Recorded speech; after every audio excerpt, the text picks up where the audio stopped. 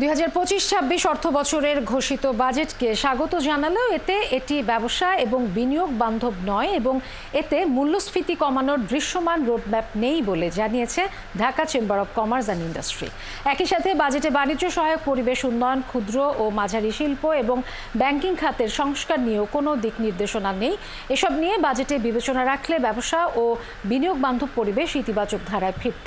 2025-26 বছরের বাজেট প্রস্তাবনার পর সোমবার এসব কথা বলেন ঢাকা চেম্বারের সভাপতি তাসকিন আহমেদ। তিনি বলেন, ব্যক্তি শ্রেণীর করমুক্ত আয়সীমা অপরিবর্তিত রাখা হতাশাজনক, যদিও ব্যবসায়ীদের পক্ষ থেকে এটি 5 লাখ টাকা করার দাবি ছিল। ঘাটতি বাজেট মেটাতে গেলবারের মতো বেশি মাত্রায় ব্যাংক নির্ভর হওয়া হতাশাজনক। ইলেকট্রনিক্স পণ্য ও প্রক্রিয়াজাত খাদ্য উৎপাদন সহ কিছু জায়গায় কাঁচামাল আমদানিতে ভ্যাট ও ট্যাক্স বাড়ানোর ফলে স্থানীয় শিল্প ঝুঁকিতে পড়তে পারে বলেও জানান। বিষয়গুলো পুনরায় বিবেচনার আহ্বান জানায় ডিসিসিআই। অনলাইনে কর দেয়া বাধ্যতামূলক করা ইতিবাচক বলেও মনে করছে ঢাকা চেম্বারের সভাপতি।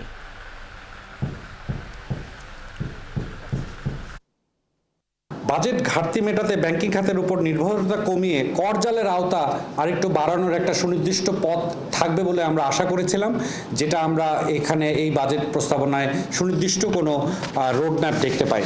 বিনিয়োগ, ডুইং বিজনেস, পরিবেশ উন্নয়ন, সিএমএসি এবং ব্যাংকিং খাত সংস্কারের বিষয়ে কোনো সুনির্দিষ্ট নির্দেশনা নেই। এসব পদক্ষেপ বাজেট বিবেচনা করা হলে ব্যবসা ও বিনিয়োগ বান্ধব পরিবেশ ইতিবাচক ধারায় ফিরত বলে ঢাকা চেম্বার মনে করে।